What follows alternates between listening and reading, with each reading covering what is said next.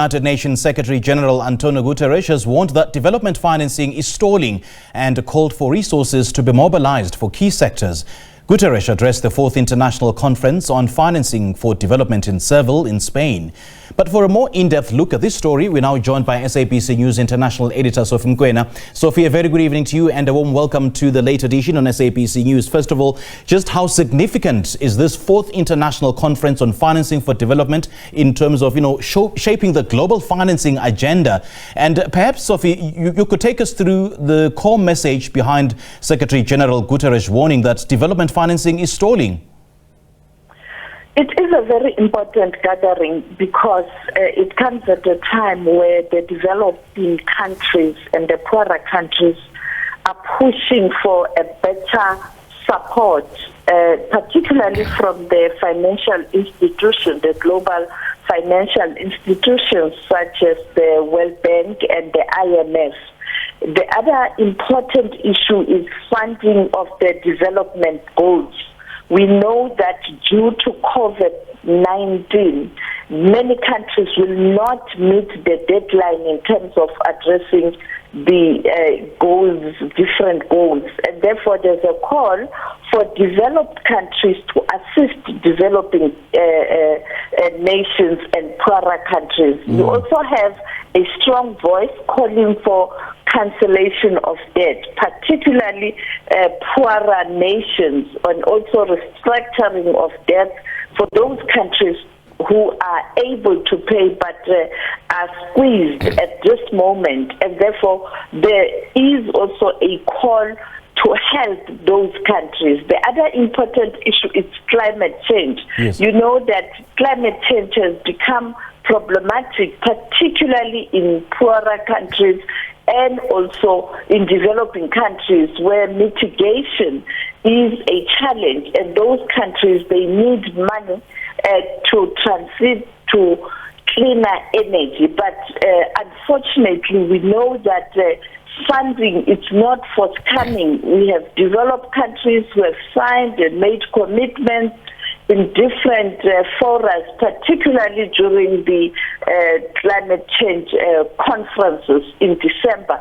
But implementation, it's not happening. We know even the South African President, Cyril Ramaphosa, has lamented the fact that the commitment that was made, even in Paris, that commitment is not being fulfilled. Now, what's compounding the problem now is the new leader of the United States of America, Donald Trump, who is talking about America First, who believes in fossil fuel, drill, baby drill, and also who has taken a decision to cut spending in terms of supporting these multilateral institutions, including the UN, and therefore pulling out from the Paris Agreement, and therefore the funding from the US now is not available.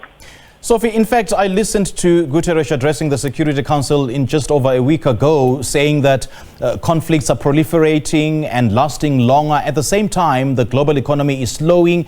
Trade tensions are rising as aid budgets are being slashed while military spending increases. In fact, he also warned that if the current trends continue, then 2/3 of the world's poor will live in conflict-affected or even fragile countries by the end of this decade. So what are some of the key sectors at risk if development financing continues to stall, according to Guterres' address today? Poverty breeds instability. When you see the coups on the continent, it's because in those countries, the people living in those countries cannot take it anymore because of poverty. Right. And therefore, he is correct. If the global economy doesn't improve, the growth doesn't improve, countries are going to struggle. Take a country like South Africa. We have already experienced that when you look at the economic growth, it's very, very slow and sluggish. And therefore, you are not able to create new jobs. You have young people who have finished at institutions of high learning, who have acquired skills, and they can't get jobs, and therefore it is a serious challenge. People may think what we see in South Africa is only happening in South Africa. It's happening all over the world, and that is why some countries are even coming up with measures that are now creating problems for other countries. If you take a country like the United States of America now with protectionism and tariffs, now other countries are going to suffer more, and therefore this is a huge challenge. That is why the Director General of the World Trade Organization today spoke about the issue of the tariff that may lead to more challenges and the slowing down of the global economic growth, and countries are going to have serious challenges to deliver on promises. When the UN is talking about the developmental goals, it's about education, it's about access to health, it's about access just to survival, and also to address the natural disasters. For example, what transpired in the Eastern Cape, the floods, the KZN there. And therefore, the world is facing a huge challenge. Okay, so if you're out of time, unfortunately, but just briefly, I want us to bring it closer to home. I mean, from a diplomatic and economic perspective, what does South Africa bring to the table at a conference of this scale, and what does South Africa hope to gain or even influence in these discussions? I think this debate around the transformation of financial system, a country like South Africa, the voice from the South is quite important, and South Africa can add to issues that are raised by the developing South and the poorer nations, particularly looking at the region such as Africa. And therefore, again, South Africa being leading the G20 as the presidency of the G20, you are able to pull the agendas, and there's overlap.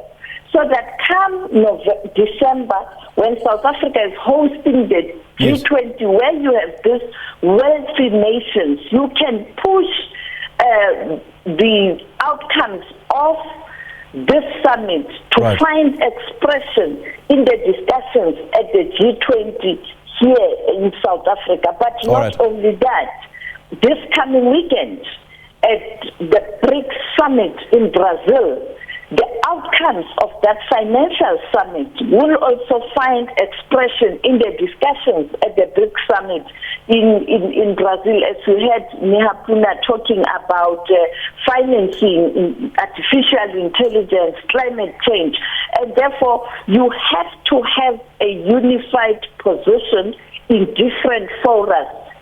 All right, Sophie. Sending a strong message of fund development, fund poorer nations and developing countries.